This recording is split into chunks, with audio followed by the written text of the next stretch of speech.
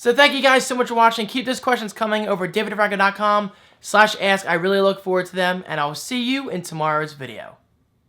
Peace. Normally costing $19.95. Yes, again, this is yours for completely free. Just use the link right below, check it out, and enjoy. Which brings me to the free audiobook of the day, and that is called Fun Incorporated: Why Gaming Will Dominate the 21st Century. But of course, if you don't feel like searching for an audiobook, I do have a recommendation that I think you will enjoy, at least if you're into gaming, per today's topic. But it's also an excellent way of supporting my channel and my content.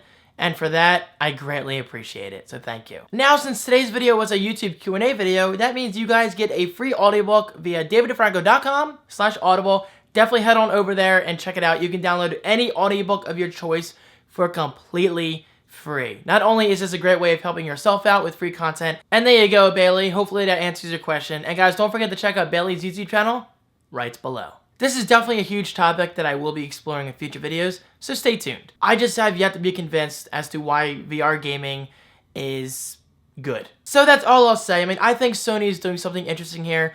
I don't see it becoming a huge success anytime soon.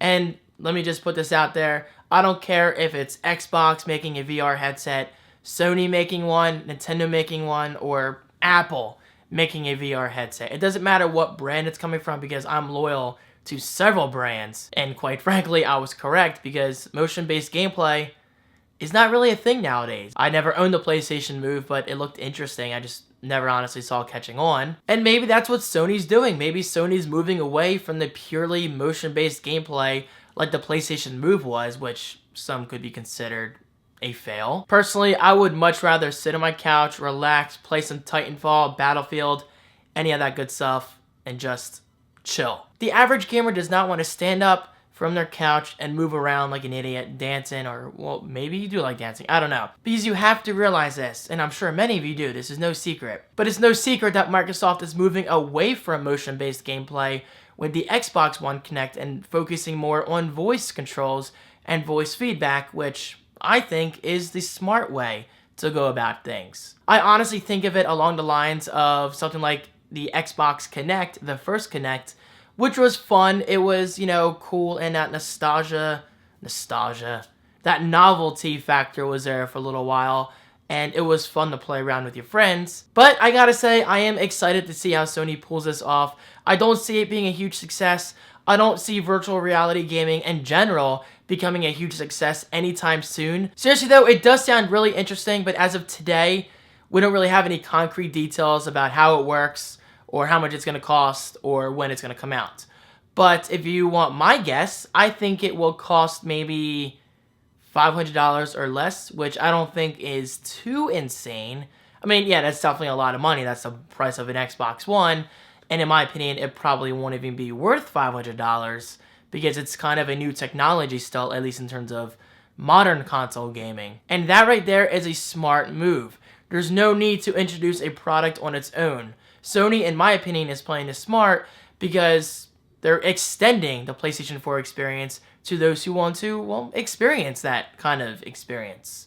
Yeah, I like the word experience, being the PlayStation 4 and the PlayStation camera. They're basically introducing an accessory that works with an already existing product. But now with this Project Morpheus, Sony seems to be doing something very interesting, and I've used some arcade machines where you put your head in this helmet and you turn, you know, left and right and whatever, and you're shooting down helicopters and enemies and all that stuff.